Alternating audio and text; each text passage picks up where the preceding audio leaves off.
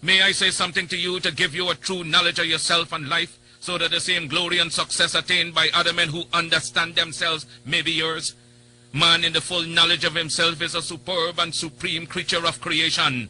When man becomes possessor of the knowledge of himself, he becomes master of his environment, the captain of his own ship, the director of his own destiny, the accomplisher of his own ends. Man should understand himself because man is full of knowledge, and this knowledge is a gift of nature. When Mother Nature created man, she deprived him of nothing. He was given the faculty of understanding all things around him. This faculty for understanding has not been taken away from him. None of his senses have been taken away from him. So there is no excuse for the black man in lacking the knowledge that man is used to beautify the world and produce all that he needs for his happiness and civilization. Look the world over, and whatever you see in it that is pleasing to man, contributing to man's comfort, to his needs and to his satisfaction, it is but the work of man. Man blessed with the knowledge of himself and the understanding of all things around him. If you are able to live with the knowledge of yourself and with the greater knowledge of nature, you must know what is good and what is not. You must know what is finite. You must know that which is material, physical, and otherwise is at your disposal to create or otherwise use. If we leave America and go over to the east, to Japan, they will be telling their fellow citizens of Japan of the wonderful accomplishments of the Japanese people, proving that man is moving onward as time moves on. But you have hated yourselves as you have done in previous years.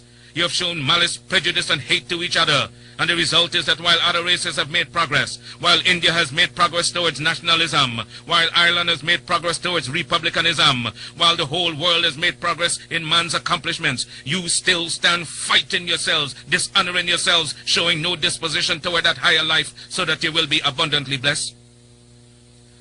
So reflect and think that you were created for some purpose other than exhibiting malice toward your neighbor or fellow men of your own race. What a pity it is that we cannot stand united without a written law. There is no written law compelling other races to stand together. They are brought together by the gentle touch of nature. The unwritten law of nature causes them to stand together on all occasions. So wheresoever you find them in the field, that one gentle touch of nature causes them to stand together, if need be, die together. But with the black man, you can preach to him from the pulpits. You lecture from the platforms, from the byways and the hedges. The spirit of cooperation, but he will not cooperate. You talk to him gently, you try talking harshly to him, he still will not cooperate.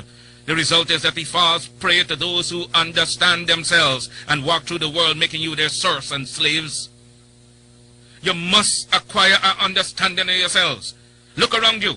See the smiling pictures of nature, the beautiful hedges, the wonderful mountains, the wonderful vegetation all around.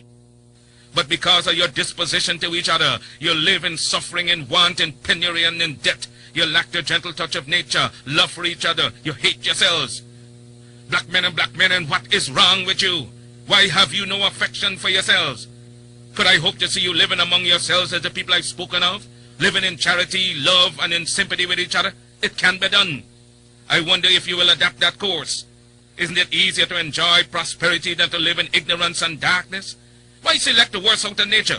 Nature never gave pain, suffering, and death to the world. It was man himself who selected death, pain, and sorrow.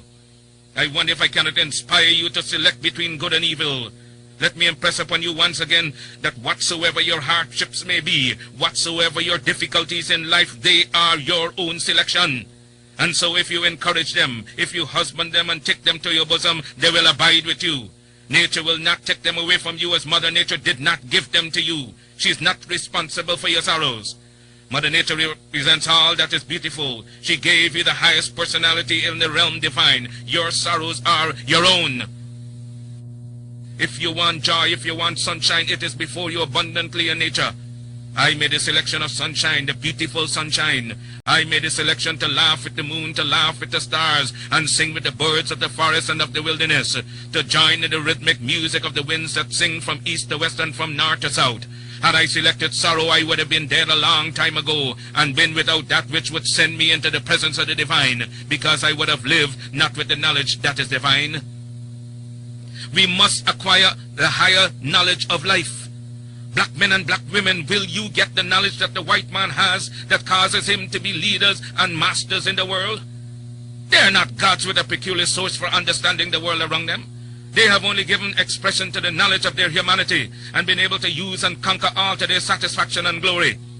And that is why they are always greater than you in every community that you find them. Isn't it strange that wheresoever the white man is found, he takes precedence over you? Why is that so? Answer that for yourselves, black men and black women.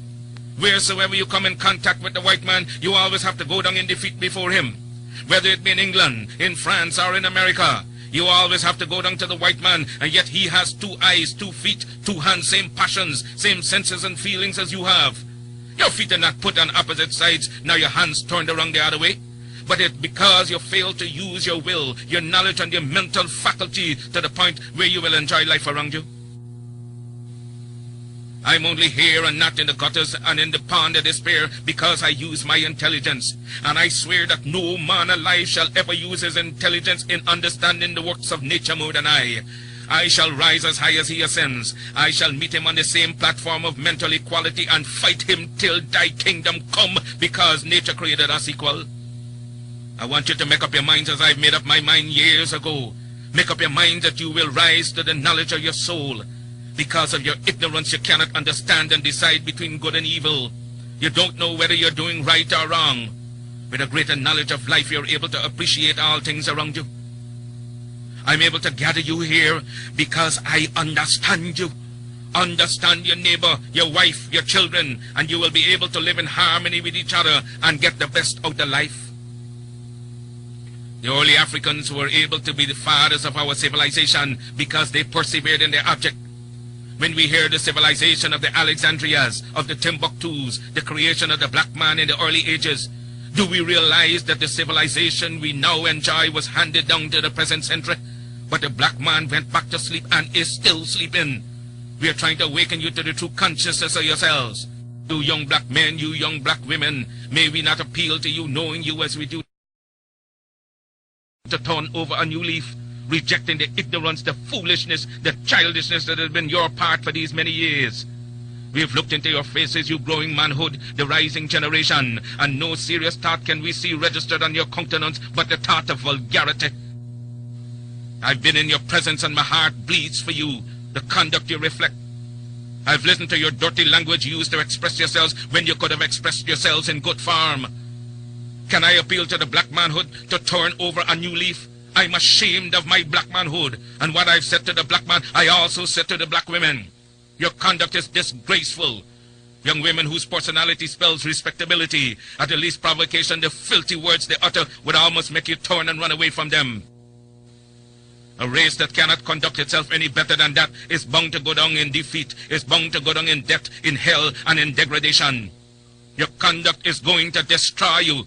You're driving your best friends away from you.